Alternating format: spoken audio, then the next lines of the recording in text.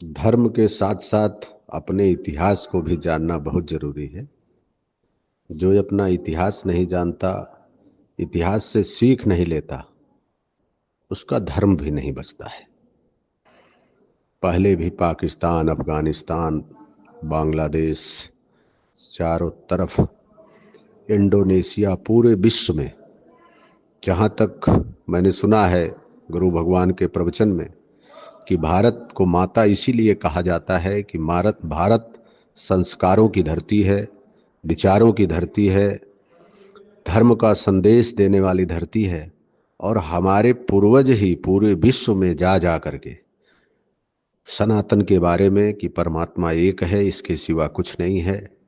जितनी भी मूर्तियां हैं, जितने भी हैं, हमारे महापुरुषों की हैं, जिनकी हम पूजा करते हैं।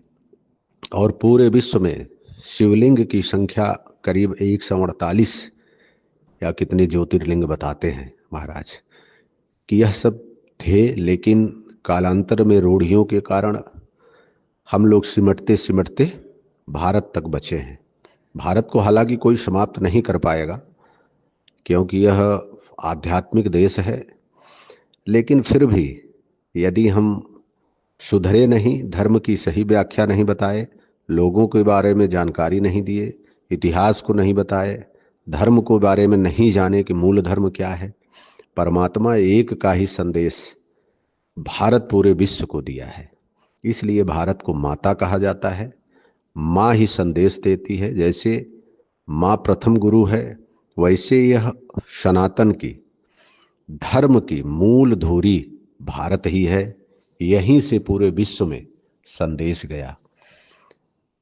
जितने भी महापुरुष, यहाँ तक कि वह कहते हैं कि ईसा मसीह भी 11 साल की उम्र में भारत आए थे और 27 साल तक यहाँ भारत में घूमे टहले, शास्त्रों का अध्ययन किए, ऋषियों मुनियों महात्माओं के पास गए। फिर जा कर के जो यहाँ का निचोड़ था, जो गीता कहती है कि परमात्मा एक है, उसके सिवा कुछ नहीं है, राम एक हैं, अनंत नहीं, कहानियाँ अनंत हैं, रामायण अनंत हैं, लेकिन राम सब में वही हैं। अपनी अपनी तरीके से लोगों ने उसकी व्याख्या की है।